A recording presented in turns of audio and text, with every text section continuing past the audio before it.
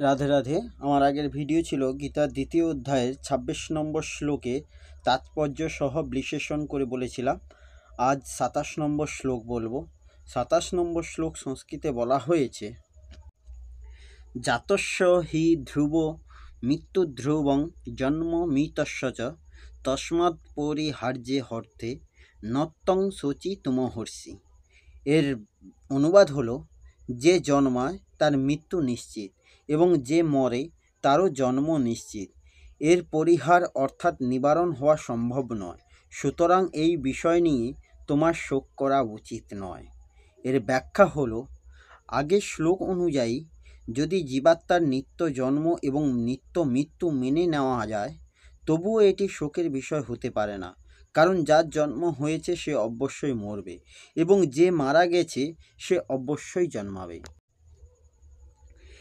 এই জন্য কেউ এই জন্ম মৃত্যুরূপ প্রবাহকে পরিহার করতে সক্ষম হয় না, কারণ এতে কারোর কিছুমাত্র স্বাধীনতা নেই। এই জন্ম মৃত্যুরূপ প্রবাহ অনাদিকাল থেকেই চলে আসছে এবং অনন্তকাল চলতে থাকবে। এই দৃষ্টিতে দেখলে তোমার শোক করা উচিত নয়। এরা ধৃতরাষ্ট্রের পুত্ররূপে জন্মেছে এবং এরা অবশ্যই মারাও যাবে। তোমার এমন কোনো উপায় নেই যার দ্বারা তুমি এদের বাঁচিয়ে রাখতে পারো। যে মারা যাবে সে নিশ্চয়ই জন্মাবে, সেটা তুমিও রোধ করতে পারবে না, তাহলে কিসের শোক? যেমন এক কথা সকলে জানে যে সূর্য যখন উদিত হয়েছে তখন তা অস্ত যাবেই এবং অস্ত গেলে পুনরায় উদিত হবেই, তাই মানুষ সূর্যের অস্ত হলে শোক বা চিন্তা করে না।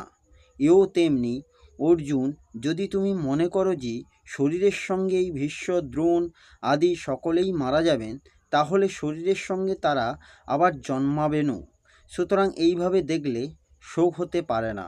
ভগবান এই দুটি শ্লোকে যে কথা বলেছে সেটি ভগবানের শেষ কথা নয়, তাই অথচ পদ্মের দ্বারা ভগবান অন্য পক্ষের কথা বলেছেন যে এটি চূড়ান্ত সিদ্ধান্ত নয়।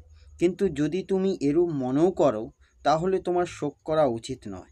তাহলে এই দুটি শ্লোকের তাৎপর্য হচ্ছে এই যে জগৎ সংসারে বস্তু মাত্রেই প্রতি মুহূর্তে পরিবর্তনশীল হওয়া, আগের রূপটি ত্যাগ করে অন্য রূপ ধারণ করতে থাকে।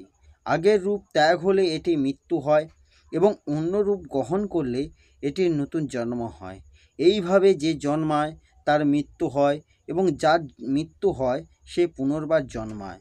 এই প্রবাহকাল চিরকাল চলছে। এই দৃষ্টিতে দেখলে শোক কিসের? এই শ্লোকের আরও একটি ব্যাখ্যা হলো, জীবদ্দশায় কৃতকর্ম অনুসারে কোনো বিশেষ দেহপ্রাপ্ত হয়ে আত্মা জন্মগ্রহণ করে, তারপর কিছুকাল যাবৎ জড়জগতে ক্রিয়াকলাপ সম্পাদন করবার পর তাকে মৃত্যুবরণ করতে হয় আরেকটি দেহলাভ করার জন্য। এভাবেই আত্মা জড়বন্ধন থেকে মুক্ত না হওয়া পর্যন্ত জন্ম মৃত্যুর চক্রে আবৃত হতে থাকে। এই জন্ম মৃত্যুর চক্র অবশ্য অনর্থক যুদ্ধ, হত্যা ও হিংসাকে অনুমোদন করে না, কিন্তু তবুও মানব সমাজে নিয়ম শৃঙ্খলা বজায় রাখার জন্য হিংসা ও যুদ্ধ অপরিহার্য হয়ে পড়ে। ভগবানের ইচ্ছার ফলে কুরুক্ষেত্রে যুদ্ধের আয়োজন হয়েছিল বলে তা অবশ্যম্ভাবী ছিল এবং ন্যায়সঙ্গত কারণে যুদ্ধ করাটা ক্ষত্রিয়ের ধর্ম। যেহেতু অর্জুন যথার্থ কর্তব্য কর্মের অনুষ্ঠান করেছিলেন, তাই তার আত্মীয় স্বজনের বিয়োগের আশঙ্কায় কেন তিনি ভীত বা শোকান্বিত হচ্ছিলেন? নিয়ম লঙ্ঘন করা তার পক্ষে সম্ভব ছিল না, আর তাই যে পাপকর্মের ভয়ে তিনি ভীত ছিলেন তার ফল ও ভোগের অধিকারীও তিনি ছিলেন না। তার কর্তব্য কর্ম থেকে বিরত থাকলেও মৃত্যুর হাত থেকে তিনি তার আত্মীয় স্বজনদের রক্ষা করতে পারতেন না, কিন্তু ভুল কর্মপন্থা অবলম্বন করার জন্য তিনি অধোগামী হতেন। এই হল গীতার দ্বিতীয় অধ্যায়ের ২৭ নম্বর শ্লোকের বৈশিষ্ট্য সহ তাৎপর্য। এই শ্লোকের পরিশিষ্টভাব ও বিশেষ কথাতে বলা হয়েছে, যদি কোনো প্রিয়জনের মৃত্যু হয়, অর্থ সম্পদ নষ্ট হয়, তাহলে মানুষের শোক হয়।